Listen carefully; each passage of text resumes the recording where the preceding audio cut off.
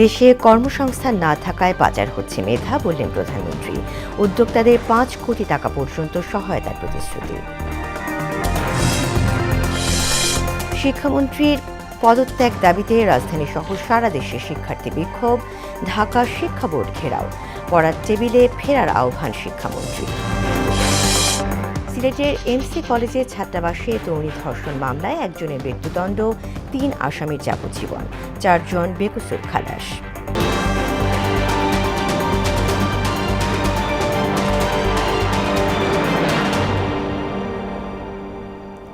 আসসালামু আলাইকুম, মোহনা সংবাদে সবাইকে স্বাগত।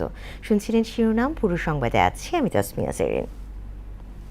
এবার বিস্তারিত। সম্ভাবনা থাকলে প্রথমবার ব্যর্থ হওয়া স্টার্টআপকেও অর্থ সহায়তার আশ্বাস দিয়েছেন প্রধানমন্ত্রী তারেক রহমান। নতুন কিছু করার পথ সহজ নয় উল্লেখ করে সরকারের পক্ষ থেকে তাদের সার্বিক সহায়তার প্রতিশ্রুতিও দেন তিনি। সকালে ঢাকা বিশ্ববিদ্যালয়ে তারুণ্য, স্টার্টআপ ও সম্ভাবনার বাংলাদেশ শীর্ষক অনুষ্ঠানে সরকার প্রধান বলেন, দেশে পর্যাপ্ত কর্মসংস্থান না থাকায় প্রতি বছর মেধা পাচার হয়ে যাচ্ছে। এ ধারা পরিবর্তনেও কাজ করবে সরকার। তানজিদ ভুঁইয়ার প্রতিবেদন। মঙ্গলবার সকালে ডাবির সিনেট ভবনে তারুণ্য, স্টার্টআপ ও সম্ভাবনার বাংলাদেশ শীর্ষক সেমিনারে যোগ দেন প্রধানমন্ত্রী তারেক রহমান। তথ্য যোগাযোগ প্রযুক্তি বিভাগের উদ্যোগে আয়োজিত অনুষ্ঠানে সার্বিক সহযোগিতা দেয় ঢাকা বিশ্ববিদ্যালয়। সফল স্টার্টআপ উদ্যোক্তাদের অভিজ্ঞতা শোনার পাশাপাশি এই খাতের সফল ব্যক্তিদের মধ্যে অনুদানের চেক বিতরণ করেন সরকার প্রধান। প্রশ্নোত্তর পর্বে আইসিটি বিভাগ থেকে স্টার্টআপের জন্য 5 লাখ থেকে 5 কোটি টাকা পর্যন্ত তহবিল পাওয়া যাবে বলে জানান প্রধানমন্ত্রী তারেক রহমান। আমরা 5 লাখ টাকা থেকে 5 কোটি টাকা পর্যন্ত একজন স্টার্টআপ উদ্যোক্তা তাকে আমরা সহায়তার চেষ্টা করব। আপনি একদম স্টার্টআপ, ফ্রেশ স্টার্টআপ নেই, আপনাকে আমরা এই যে ব্যাংকের যে হ্যাসেলগুলো আছে, আপনার বিভিন্ন রকম কোলাটারাল সিকিউরিটি দিতে হয়, বিভিন্ন কাগজপত্র দিতে হয়, এটা আপনাকে যাতে এর ভিতর দিয়ে যেতে না হয়। সরকার প্রধান বলেন, দেশে কাজের সুযোগ না থাকায় মেধা পাচার হচ্ছে। এই সংকট কাটানোর চেষ্টা করছে সরকার। তাদের এখানে কাজ করার স্কোপটা নাই, সেরকম ইনস্টিটিউশনগুলো বোধহয় নেই, সেই জন্য তারা চলে যাচ্ছে। তো আমরা যেটা চেষ্টা করছি, বড় ইনভেস্টর যারা আছে, এন্টারপ্রেনার যারা আছে, ওই ধরনের এন্টারপ্রেনার, যেমন ধরেন যেটা বললাম সেমিকন্ডাক্টর, এই ধরনের যারা আছে বাইরে, তাদেরকে আমরা চেষ্টা করছি এখানে আনতে, এখানে ইনভেস্ট করতে। তাহলে আমাদের ছেলেমেয়েরা তখন আর বিদেশে চলে যাবে না, তারা এই দেশেই থাকবে। তরুণ উদ্যোক্তাদের উদ্দেশ্যে তিনি বলেন, শুধু নিজেদের জন্যই নয়, সম্ভাবনাময় আগামী প্রজন্ম দেশের লাখো কোটি মানুষের জন্য গুরুত্বপূর্ণ। তাদের উদ্ভাবন, উদ্যোগ ও সৃজনশীলতা বাংলাদেশের অর্থনীতি ও কর্মসংস্থান সৃষ্টিতে গুরুত্বপূর্ণ ভূমিকা রাখবে। আপনাদেরকে প্রয়োজন, আপনার জন্য আপনার প্রয়োজন না, আপনাকে প্রয়োজন লক্ষ কোটি মানুষের জন্য প্রয়োজন, আপনাকে প্রয়োজন এই দেশের জন্য প্রয়োজন। আমার সরকারের অবস্থান থেকে আমি বলতে পারি, আমরা আছি আপনাদের সাথে, আপনাদেরকে হেল্প করার জন্য, আপনাদেরকে পথ দেখানোর জন্য, আপনাদের পাশে দাঁড়ানোর জন্য আমরা আছি। যতটুকু পারবো সর্বোচ্চ শক্তি দিয়ে আপনাদের পাশে থাকার চেষ্টা করব আমরা, ইনশাআল্লাহ। দেশকে এগিয়ে নেওয়ার অঙ্গীকার ব্যক্ত করে প্রধানমন্ত্রী তারেক রহমান বলেন, এজন্য নিরলস কাজ করে যাচ্ছে বর্তমান সরকার। দেশটাকে আপনারা এগিয়ে নিয়ে যেতে পারবেন, আপনাদের কাছে এই প্রত্যাশাটা, এই দৃঢ় আশাটা, এই বিশ্বাসটা রেখে আমরা কিছু সংখ্যক মানুষের হাতে দিয়ে যেতে পারবো, যারা আমরা যেখানে ছেড়ে যাব সেখান থেকে তারা দেশটাকে এগিয়ে নিয়ে যেতে পারবে। তানজিদ ভুঁইয়া, মোহনা সংবাদ, ঢাকা। 2026 সালে শিক্ষার্থীদের ওপর শিক্ষা মন্ত্রণালয়ের অমানবিক বৈষম্য, শিক্ষামন্ত্রীর নেতিবাচক মন্তব্য এবং বৈরী আবহাওয়ায় এইচএসসি পরীক্ষা নেয়ায় দেশের বিভিন্ন স্থানে বিক্ষোভ করেছে শিক্ষার্থীরা। এতে শিক্ষামন্ত্রী পদত্যাগও দাবি করেন তারা। প্রতিনিধিদের তথ্যচিত্রে আরও জানাচ্ছেন মিশাল বিনতে আনোয়ার। শিক্ষামন্ত্রীর পদত্যাগের দাবিতে মঙ্গলবার রাজধানীর উত্তরার বিএনএস সেন্টারের সামনে এবং সায়েন্স ল্যাব মোড়ে অবরোধ করেন শিক্ষার্থীরা। সায়েন্স ল্যাব মোড়ে Dhaka city college, Dhaka ideal college সহ 15টি কলেজের শিক্ষার্থীরা অবস্থান নেন। আর উত্তরার বিএনএস সেন্টারের সামনে বিক্ষোভে অংশ নেন মাইলস্টোন কলেজ, টঙ্গী সরকারি কলেজ, সানরাইজ কলেজ এবং উত্তরার হাই স্কুল ও কলেজের শিক্ষার্থীরা। শিক্ষার্থীদের উপর শিক্ষা মন্ত্রণালয়ের অমানবিক বৈষম্য এবং শিক্ষামন্ত্রীর নেতিবাচক মন্তব্যের বিরুদ্ধে সাতক্ষীরায় মানববন্ধন করেছে শিক্ষার্থীরা। কর্মসূচিতে বিভিন্ন শিক্ষা প্রতিষ্ঠানের শিক্ষার্থীরা অংশ নেন। আমাদের উপর যে জুলুম এবং স্বৈরাচারী পন্থা এই শিক্ষামন্ত্রী করছে তার দ্রুত ছাড় চাই, এবং এই প্রশ্নপত্রের একটা বিষয় যে অভিন্ন প্রশ্নপত্র হওয়ার ফলে স্ট্যান্ডার্ড মানে থেকে জঘন্য লেভেলের প্রশ্নপত্র করতেছে। একই দাবিতে বগুড়ায় বিক্ষোভ করেন শিক্ষার্থীরা। টানা বৃষ্টি ও জলাবদ্ধতার মধ্যে সোমবার এইচএসসি পরীক্ষা নেওয়া এবং অভিন্ন প্রশ্নপত্র অতীতের চেয়ে কঠিন হওয়ার অভিযোগ তুলে ঢাকা বরিশাল মহাসড়ক অবরোধ করে শিক্ষামন্ত্রীর পদত্যাগের দাবি জানান আন্দোলনকারীরা।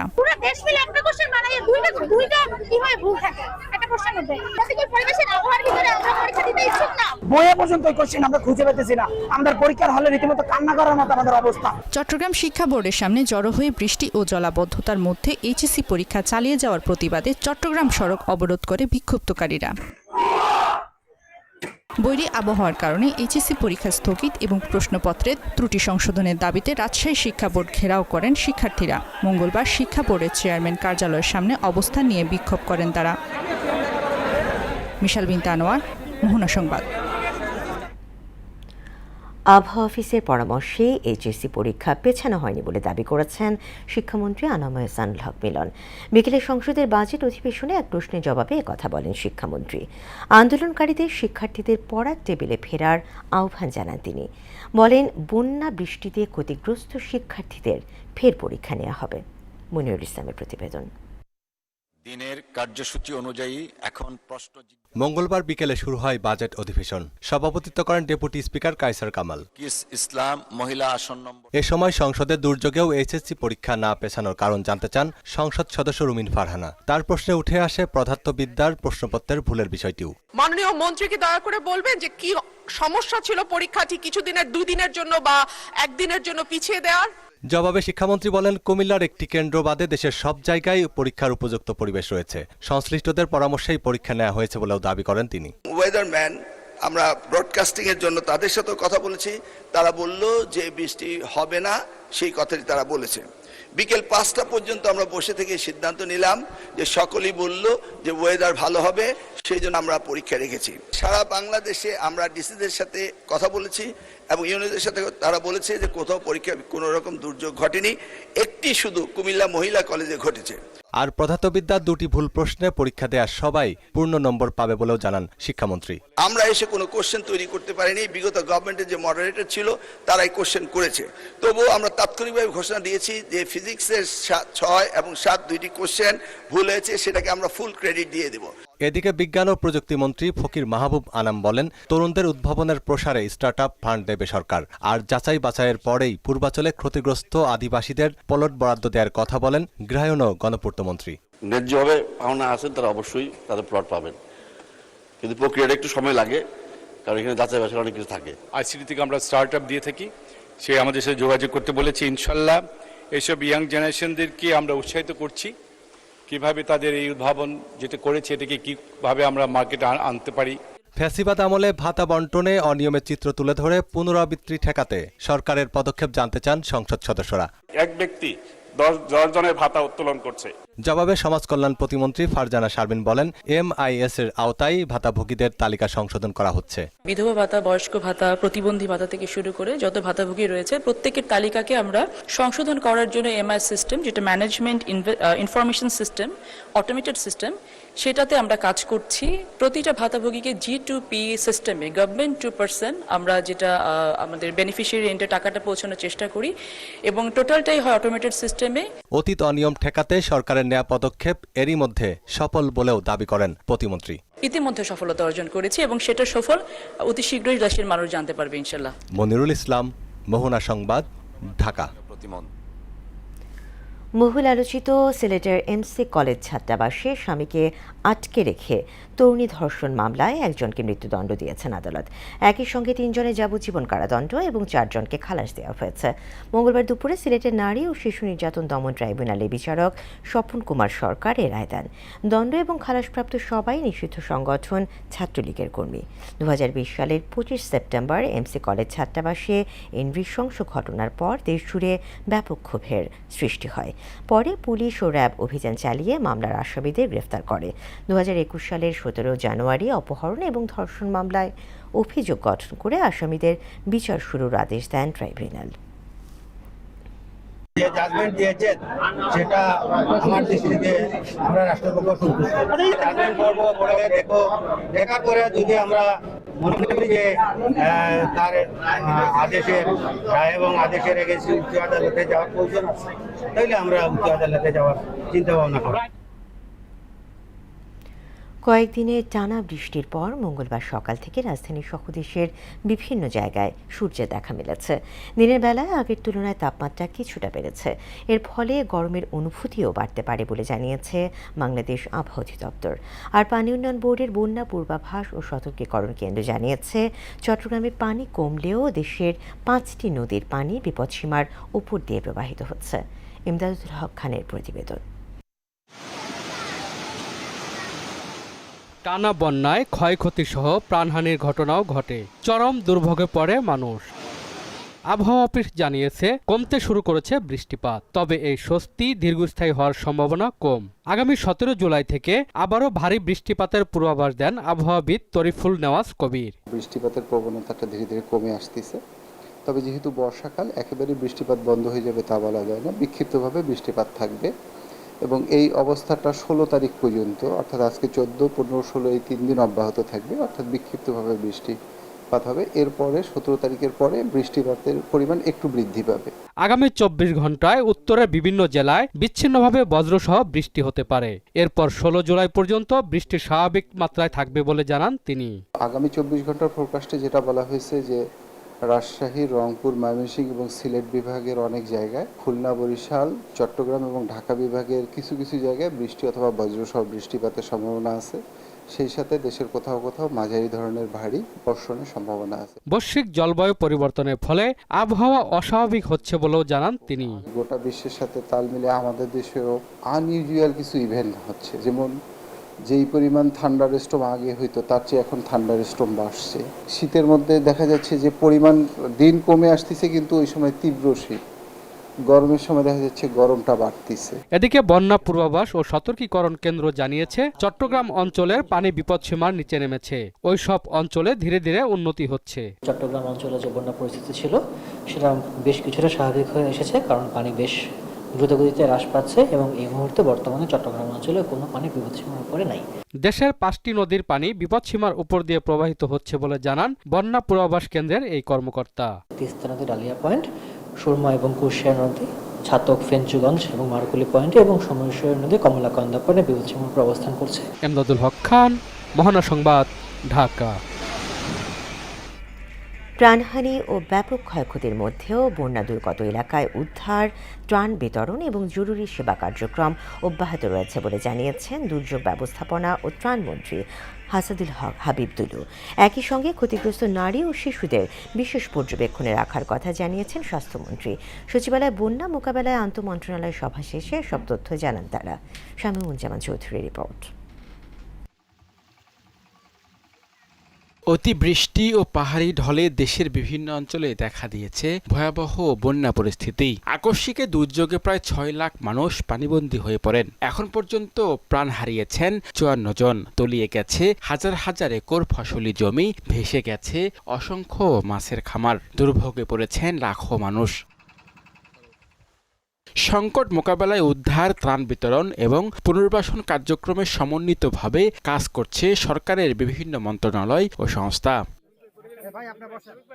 দুর্যোগ ও ত্রাণমন্ত্রী বলেন, বন্যা পরবর্তী পুনর্বাসন কার্যক্রমকে সর্বোচ্চ অগ্রাধিকার দিচ্ছে সরকার। কার্যক্রমগুলো যেগুলো আশ্রয় কেন্দ্র রয়েছে সেগুলোতে আমাদের তৈরি খাবার দেওয়া হচ্ছে, শুকনো খাবার পরিবেশন করা হচ্ছে। উদ্ধার কাজের জন্য সেনাবাহিনীকে, বিজিবিকে, কোস্টগার্ডকে আমরা এখানে নিয়োজিত করেছি। আমাদের মন্ত্রণালয় থেকে জরুরি ভিত্তিতে স্পিড বোর্ড এবং রাবার বোর্ড আমরা পাঠিয়েছি তাদের উদ্ধার কাজ পরিচালনা করার জন্য। স্বাস্থ্যমন্ত্রী জানান, দুর্গত এলাকায় সাধারণ মানুষের পাশাপাশি নারী ও শিশুদের স্বাস্থ্যসেবায় বিশেষ গুরুত্ব দেওয়া হচ্ছে। গর্ভবতী মা এবং শিশুদের প্রতি আমাদের গ্রাম পর্যায়ে আমাদের যারা কর্মী আছে তাদেরকে অ্যালার্ট রাখা হচ্ছে, যে কোনো মায়ের যদি প্রসূতির সময় হয় বা কোনো রকম সমস্যা দেখা দেয় তাদেরকে আমরা স্পিড বোটের মাধ্যমে, স্পিড বোট না পাইলে যে কোনো স্থানীয় নৌকা বা কিছুর মাধ্যমে আমরা উপজেলা হাসপাতালে আনার ব্যবস্থা রাখতেছি। কৃষিমন্ত্রী আমিনুর রশিদ বলেন, কৃষি পুনর্বাসনের পাশাপাশি ক্ষতিগ্রস্ত গবাদি পশুর জন্য গোখাদ্য সরবরাহ এবং দ্রুত ভ্যাকসিন নিশ্চিত করার উদ্যোগ নেওয়া হয়েছে। রোগ, খরা রোগ, এই দুইটার ব্যাপারে আমরা যথেষ্ট সচেতন আছি।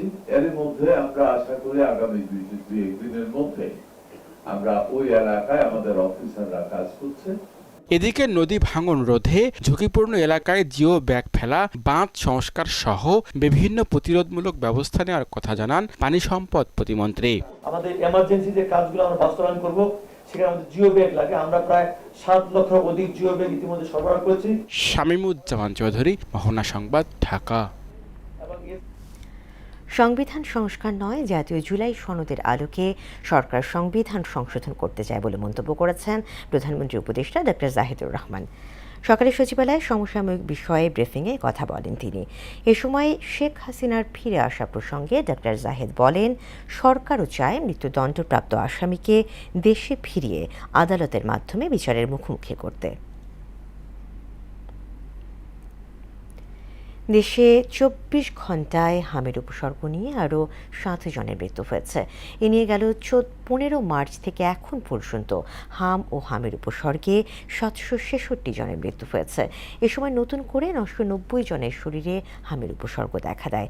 মঙ্গলবার স্বাস্থ্য অধিদপ্তরের প্রতিবেদনে এ তথ্য জানানো হয়।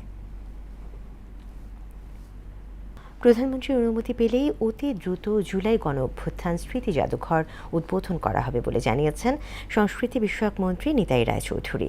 জুলাই গণ অভ্যুত্থান স্মৃতি জাদুঘর নিয়ে সচিবালয় ব্রিফিংয়ে এসব কথা বলেন তিনি। মন্ত্রী বলেন, ছাত্র জনতার গণ অভ্যুত্থান ও বিজয়ের ইতিহাস সংরক্ষণ এবং শহীদদের স্মৃতি অম্লান রাখতে এই জাদুঘরটি 5ই আগস্টের আগে উদ্বোধন হতে পারে।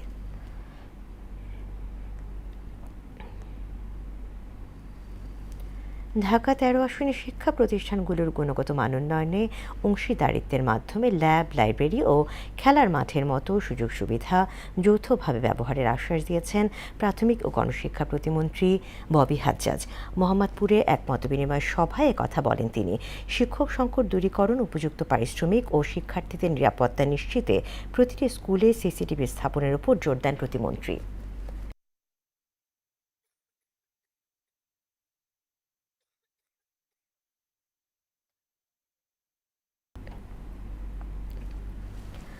বাস্তব ও জীবনমুখী যুব নীতি প্রণয়নের মাধ্যমে যুব সমাজকে স্বাবলম্বী করে গড়ে তোলার উদ্যোগ নেওয়া হচ্ছে বলে জানিয়েছেন যুব ও ক্রীড়া প্রতিমন্ত্রী আমিনুল হক। সকালে রাজধানীর বিয়া মিলনায়তনে জাতীয় উন্নয়ন যুব নীতির শীর্ষ কর্মশালা উদ্বোধনী অনুষ্ঠানে তিনি কথা বলেন। প্রতিমন্ত্রী বলেন, বর্তমান রাজনৈতিক স্থিতিশীলতা ধরে রাখতে বেকার যুবকদের কর্মসংস্থানকে অগ্রাধিকার দেওয়া হচ্ছে। প্রতিটি ইউনিয়নে খেলার মাঠ তৈরির উদ্যোগের কথাও জানান প্রতিমন্ত্রী। এবার আন্তর্জাতিক। ইরানে ফের যুদ্ধ শুরুর ঘোষণা দিয়েছেন যুক্তরাষ্ট্রের প্রেসিডেন্ট ডোনাল্ড ট্রাম্প।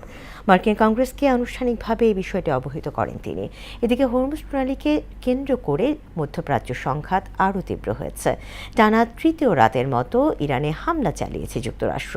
এর প্রতিশোধ হিসেবে বাহরাইনে যুক্তরাষ্ট্রের 5ম নৌবহরে ক্ষেপণাস্ত্র এবং ড্রোন ছুড়েছে তেহরান।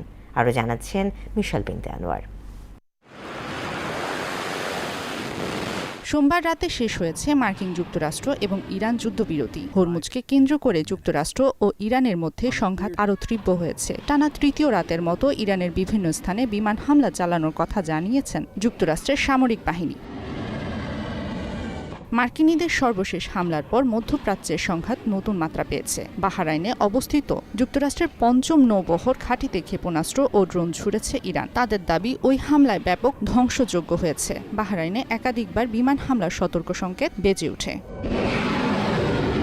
এছাড়া হরমুজ প্রণালীতে জ্বালানি তেলবাহী 2টি জাহাজে ক্ষেপণাস্ত্র হামলা চালায় ইরান। এতে একজন নাবিক নিহত হয়েছেন। জানা যায় ওই ক্রু ভারতীয় নাগরিক।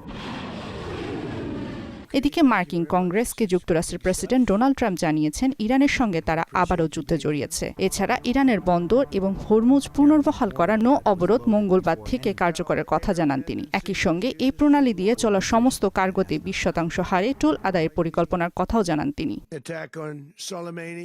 এর মধ্যে মার্কিন অস্ত্রের মজুদ উল্লেখযোগ্যভাবে কমে গেছে। যুদ্ধ শুরুর আগের অবস্থায় অস্ত্রের এই বিশাল মজুদ ফিরিয়ে আনতে যুক্তরাষ্ট্রের অন্তত 3 থেকে 5 বছর সময় লাগতে পারে। এদিকে রাশিয়ায় বিশেষ ফ্লাই স্কোয়াড্রনের অন্তর্ভুক্ত একটি টুপোলেভ TU-214 PU বিমান তেহরানে অবতরণ করেছে। এটি একটি বিশেষায়িত ও সুরক্ষিত কমিউনিকেশন সেন্টার হিসেবে কাজ করে। মিশাল বিন তানোয়ার, মোহনা সংবাদ। শেষ করব মোহনা সংবাদ, যে আবার আগে শিরোনামগুলো আরও একবার।